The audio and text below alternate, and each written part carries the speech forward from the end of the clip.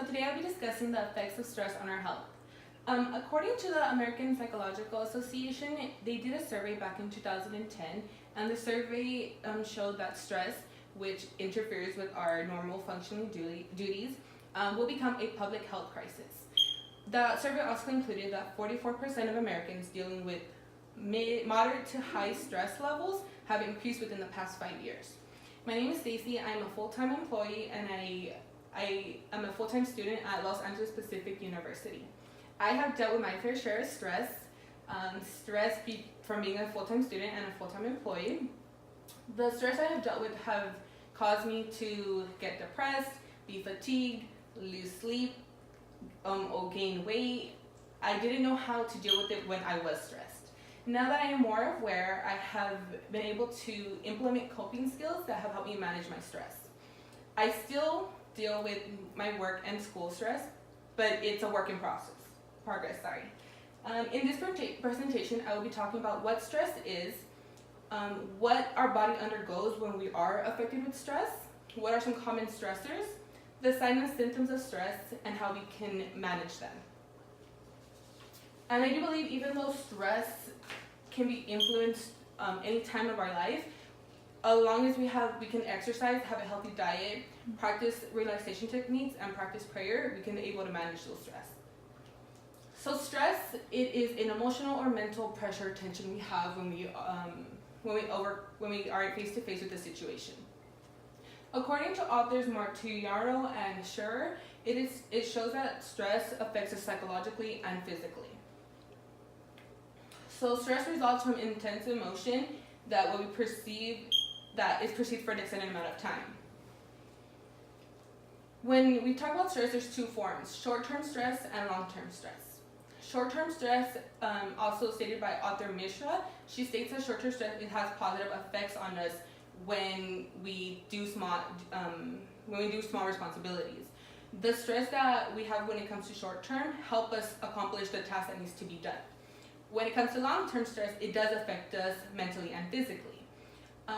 Stress isn't just mentally, it also affects your body. So according to the American Psychological Association, our body undergoes a variety of things when we present stress. The first thing is our body constricts. So our muscles get tensed up, and it results into headaches and migraines. The next thing that gets affected is our respiratory system. We have shortness of breath, or we even have rapid breathing patterns. When stress is upon you, you also get increased heart rate, which that can lead to high blood pressure, heart attack, or strokes. Our endocrine system is our main working environment when it comes to stress. Our endocrine system pretty much already releases stress hormones for us. If they're called fight and flight symptoms, it happens anywhere you go pretty much. Anytime you're presented with a scary moment or you're about to crash, your body releases those to help you endure more energy. But when you have long terms of that, it can go into diabetes, obesity, and even immune disorders. And in our gastrointestinal system, so our abdomen, you can overeat, eat less, get heartburn, abdominal pain, nausea, and in severe cases, vomiting. So what are some common stressors that affect us?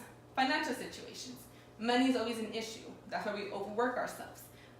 Working environment. If you're not happy where you work at, it stresses you all day long because you're there 40 hours a week. Family responsibilities. If you're a parent and you have kids and you have to maintain them, but you have to go to work and you have debt on you, all those contribute to having stress long term. And unexpected ones are tragedies. If there's an unexpected death that happens in the family, if you get in a car accident, if it affects you, it can contribute to all four aspects of financially, depression, sadness, all those affect to long-term stress. According to the article Stress and Coping and Issues, Mishra states that high demands plus many constraints, little support, and high stress will equal to high stress. What that means is pretty much that when you're asked to do a task or you have something you have to do, but you can't contribute to it, your mentality affects it, and you're trying to finish it, but you can't. And that affects your body long-term wise. So what are some signs and symptoms of stress? Psychological, you get fear, frustration, anger, low self-esteem, depression, moodiness, and it can lead to panic attacks and anxiety. And when in work-wise, it can affect your work productivity. So physical, it is fatigue, headaches, decreased energy, insomnia, appetite effects, so overeating or less eating, and then chronic pain and digestive issues. All these long-term can lead to critical health conditions, which are diabetes, hypertension, heart attack, and strokes. So how we can manage them? Exercise. Exercise is a great benefit to help manage mental or physical stress.